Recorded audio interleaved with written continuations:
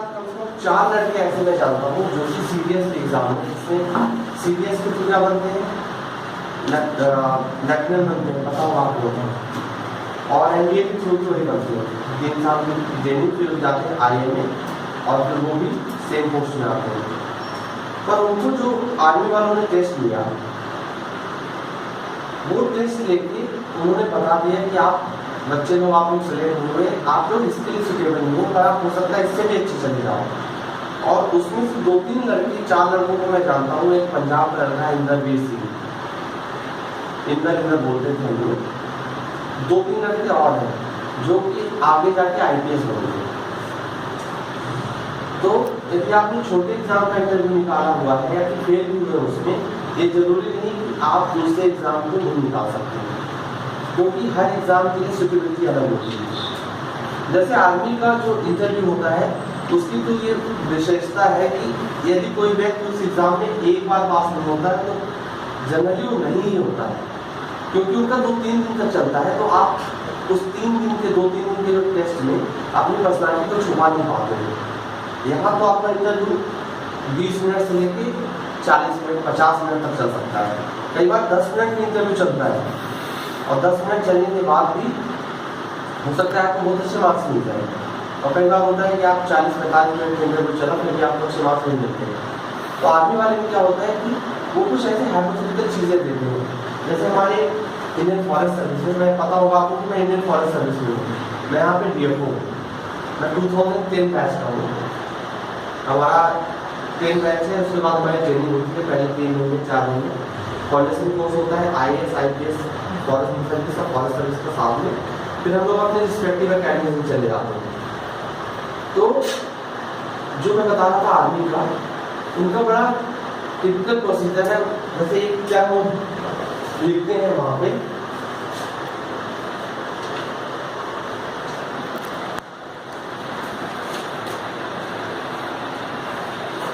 मदद है ना, इसमें से एक शब्द लिखा टाइम। वो इस समय ऐसे प्रोग्राम करते हैं कि आप लोगों को इतना टाइम नहीं होता सोचने का। तो अचानक से यदि 1000 आदमी ने एक, मतलब जनरली आपको एक आदमी की मदद के बारे में कुछ यदि एडवांस कमेंट करता है, तो फिर वो लोग सोचते हैं कि इसका पर्सनालिटी है, तो बचपन जो है इसका बहुत ही ट्रबलसम रहा है, बचपन में कुछ ना कुछ इसको दिक्कतें रही हैं। तो उससे उसकी पर्सनालिटी जज करते हैं कि मेरे मतलब हमारे विचार से कि ये व्यक्ति जो है इसको उसके लिए सुटेबल नहीं होगी, इसलिए कंट्री लिखते हैं। हमारे कुछ सीनियर्स हैं, हमारे फॉरेस्ट सर्विस में एक है कैप्टन अनिल खरे, 93 बैच ऑफिसर है, वो आर्मी में थे, आर्मी से फिर आईएएस में आए। मेरे जीजा जी खुद भी लेफ्टिनेंट कर्नल है। तो सबसे उनके एक्सपीरियंस से वो लोग बताते हैं कुछ डेफिनेट टर्म लिखते हैं, जैसे कंट्री। तो 99% लड़के लिखते हैं कि मैं अपने देश के लिए कुछ ध्यान दे सकता हूँ, आई लव माई कंट्री, मतलब कुछ ऐसे तरह के। तो आप लोगों को यदि इंटरव्यू में यदि कुछ ऐसे न्यूट्रल टर्म दे दिए जाए, तो आप लोग बहुत ही सजग होंगे उस आंसर को, क्योंकि सामने वाला इंटरव्यू ले रहा होता है, वो आपकी जो पर्सनालिटी के इनहेरेंट ट्रेट्स हैं, जो अंदर के जो पर्सनालिटी टाइप है, उसको उभारने की कोशिश करता है। अब साइकोलॉजी में जो पर्सनालिटी है, पर्सनालिटी क्या होती है आप लोग को बताएं ना पर्सनालिटी के बारे में, नॉन साइको वाले बताएं पर्सनालिटी क्या है, बताइए आप बताइए। हमारे अंदर जो व्यक्तित्व है सर, हमारे अंदर जो आदतें हैं वो कैसे हैं, वो जो हमारे बाहर में जो झलकता है, दिखता है, वो व्यक्तित्व। बिल्कुल सही। और कोई आप बताइए।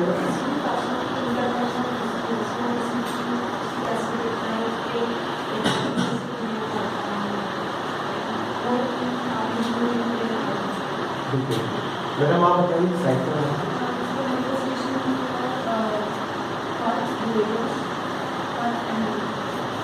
आपने काफी हद तक सही बताया, क्योंकि आपका साइकोलॉजी जो पर्सनालिटी है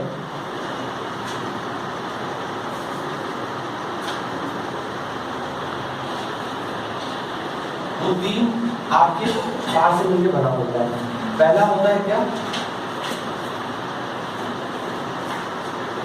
थॉट, या कि आप उसको बिलीव बोल सकते हैं, या कि आप आपके जो मेंटल मेकअप बोल सकते हैं। तो पहला क्या है, थॉट वाला जो पर्सनालिटी का पार्ट है। दूसरा है अफेक्शन, तीसरा है एक्शन टेंडेंसी।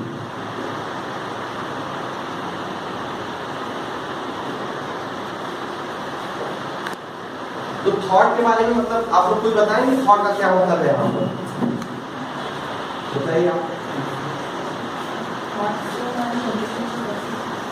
कॉग्निटिव प्रोसेस, इसका ये मतलब है कि आप क्या सोचते हैं, आपका बिलीफ सिस्टम क्या है ना। आप किसी भी चीज के बारे में क्या ओपिनियन रखते हैं, तो ये हो गया आपका थॉट। अफेक्शन के बारे में बताएं, अफेक्शन या कि इमोशनल कांस्टेंट के बारे में बताइए आप लोग।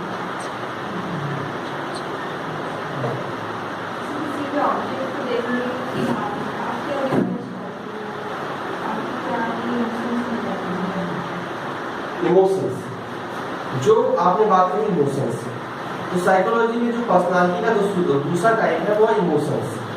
आप किसी भी चीज के बारे में क्या सोचते हो, तो उसके बारे में आप क्या अभिव्यक्ति होती है, आपके अंदर क्या भाव आते हैं। तो आप लोग पढ़े होंगे ना कि भावना क्या है इसकी, किसी भी चीज को बोलने के लिए, किसी भी चीज को करने के लिए। तो ये दूसरा पार्ट है। मैं आप लोगों को बेसिक इसलिए बता रहा हूँ क्योंकि आपके इंटरव्यू में यही चीज टेस्ट की जाती है। एक हो सकता है आपके इंटरव्यू में साइकोलॉजी को बिठाया जाए, जनरली होता है कि एक साइकोलॉजी को बिठाया ही जाता है, मतलब ये जनरल टेंडेंसी है। यूपीएससी में तो हमने देखा है कि बोर्ड मेंबर उधर बैठा होता है। आप लोगों ने इंटरव्यू दिया है, एमपी का सेटअप कैसा है? हाँ बताइए। अच्छा 7 नंबर से नहीं, ऐसा रहता है, सीधा रहता है कि हाँ, मैंने अभी आप लोगों का इंटरव्यू का जो चैम्बर है ऐसे ही जाके सेट कराया है। तो एक आदमी जैसे आप यहाँ बैठे हुए, तो एक आदमी यहाँ पे बैठा होता है चुपचाप ऐसे, वो कुछ क्वेश्चन जनरली नहीं करता है, वो आपको वॉच करता रहता है। तो आपके ये सारे एंगल जो होते हैं वो साइकोलॉजिस्ट होता है। उसमें क्या होता है, जब आप कोई चीज बोलते हो, आपसे हो सकता है कुछ चीज गलत भी हो जाए, वो वॉच करता रहता है कि उसके बाद आपका रिएक्शन क्या है। तो आपके थॉट, एफेक्शन और एक्शन, मतलब आपका बिहेवियर जो कांस्टेंट है, बिहेवियर मतलब आप कैसा रिएक्ट करते हो, तीनों चीजों में क्या होना चाहिए, एक रूपता होनी चाहिए। ठीक है, तभी आपकी पर्सनालिटी जो होगी उभर के वहां पे सामने आएगी। और इसके अलावा जो साइकोलॉजी की बेसिक प्रिंसिपल्स हैं, जैसे मोटिवेशन, मोटिवेशन के बारे में आपको बताता हूँ कि कैसे किसी चीज को आप करने के लिए मोटिवेट होते हैं और किस प्रकार से उस मोटिवेशन को आप वहाँ इंटरव्यू बोर्ड के सामने प्रदर्शित करते हैं। जैसे कि मैं आप लोगों को एक हाइपोथेटिकल क्वेश्चन देता हूँ कि इंटरव्यू बोर्ड वाला यहाँ पे एक डायग्राम बना दे। कई बार होता है डिस्गाइज इंटरव्यू कहता है कि एक लड़का है, एक यहाँ पे अंधेरी रात को भाग के जा रहा है, आपको एक पिक्चर दिखा देता है। कोई भी व्यक्ति जैसे इंटरव्यू बोर्ड वाला है, तो उस पिक्चर को बोल के आप क्या, उसके बारे में आपका क्या ओपिनियन होगा आप बताएं। एक लड़का है, चारों तरफ अंधेरा दिखा रहे, मतलब अंधेरा से दिखा रहे हैं, यहाँ पे सूरज वो तारे दिखा रहे हैं, और ये लड़का है और भाग के जा रहा है। तो उसके बारे में आपको वो हाइपोथेटिकल कंडीशन दी जा सकती है कि इसके बारे में आप क्या बोलोगे। तो आप लोग बताइए, 2-3 लोग, जैसे आप बताइए क्या बोलेंगे इसके बारे में।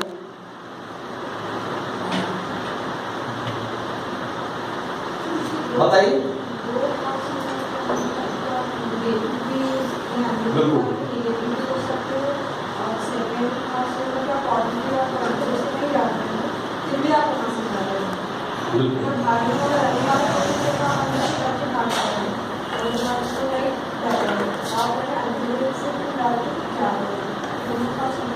आप बताइए।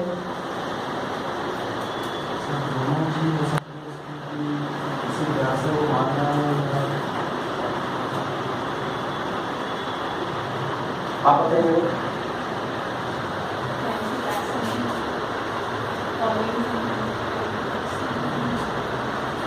आप तीनों लोगों ने जो बताया, कोई और बताए और अच्छा आंसर आप लोगों से एक्सपेक्ट कर रहा हूँ।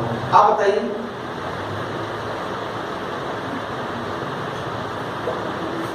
अपने गंतव्य तक जाने के लिए उसको वहाँ पहुँचना चाहते हैं। नहीं, ये भी तो सिचुएशन हो सकती है हाँ। कौन सा तारा हाँ। टाइम पे कितना दिखता होगा। हाँ, ये बढ़िया इमेजिनेशन। आप बताइए, आप शांत बैठे हैं। हाँ, डर। और कोई है एकदम इनोवेटिव आप आइडिया लेके आइए। मैं बहुत अच्छा आंसर आप लोगों से एक्सपेक्ट कर रहा हूँ। प्रकाश की हो जाना चाहिए तो वो अंधेरे को छोड़ देते। एक ये भी चीज तो हो सकती है कि ये लड़का जो है, किसी की तबीयत खराब है, हाथ के डॉक्टर को बुलाने के लिए जा रहा है। क्यों? हो सकता है कि नहीं? कि नहीं हो सकता? वैसे तो बहुत सारी चीजें मेरे कहने का मतलब ये है, जो है बताएगा, ये आपकी पर्सनालिटी का निगेटिव पार्ट बताता है। जो लोगों ने डर बताया, डर के बारे में भाग रहा है, और कुछ लोग बताएगा, इसमें अपनी पर्सनालिटी का। जब कोई यूपीएससी मेंबर या फिर बीएससी, आपका एमपीपीएससी मेंबर आपसे कोई क्वेश्चन करता है, आइए बच्चे, तो आप अपनी पर्सनालिटी का जो पॉजिटिव पार्ट है उसी को लाइफ मिल जाएगी। जैसे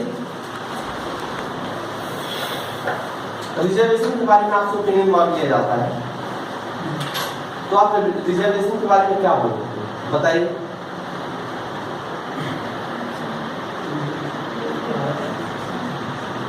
क्या क्या बताइए।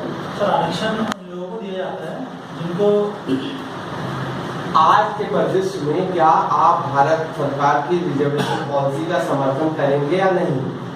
इसके विषय में आपका क्या opinion? What is your take? Reservation करना चाहिए, लेकिन सोशली और इकोनॉमिकली बैकवर्ड पीपल के लिए होना चाहिए, किसी कास्ट स्पेसिफिक को नहीं देना चाहिए।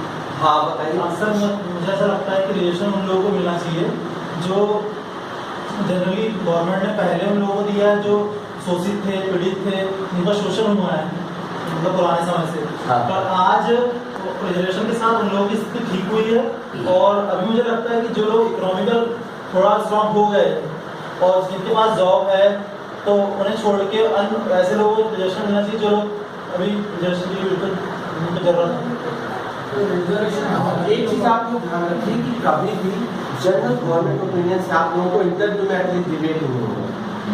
यदि गवर्नमेंट की पॉलिसी है कि रिजर्वेशन की चल रही है, आप उसको रिजर्वेशन को समर्थन करिए, उसमें इफ्स एंड बट्स लगा दीजिए कि मेरे ओपिनियन में रिजर्वेशन मिलना चाहिए, पर वो इकोनॉमिकली बैकवर्ड को मिलना चाहिए, जिसको एक जनरेशन में रिजर्वेशन मिलता है उसको। ये भी बहुत क्रांतिकारी विचार है। हो सकता है कि आपको इसके कारण से आप 150 पा रहे हो तो आपको 30 दे दिया जाए, 40 दे दिया जाए। तो कभी भी जनरल जो ओपिनियन है, जो गवर्नमेंट, क्योंकि यहाँ पे देखिए ब्यूरोक्रेसी को या कि जो गवर्नमेंट सर्विस में आते हैं, तो ये माना जाता है कि आपकी गवर्नमेंट की पॉलिसीज को हम लोग की सर्विस रूल में भी रहता है कि हम लोग फेसबुक में या किसी में ऐसे कुछ भी गवर्नमेंट की पॉलिसी के अगेंस्ट में नहीं लिख सकते हैं। एज एन ऑफिसर यदि आपको कुछ लिखना है तो आप क्या कर सकते हैं, उसमें आप उसमें लिख दें कि पर्सनल ओपिनियन मिलेगा, ये मेरी पर्सनल कैपेसिटी, मेरा ये सोच है, और उसके लिए भी आपसे एक्सप्लेनेशन कॉल किया जा सकता है।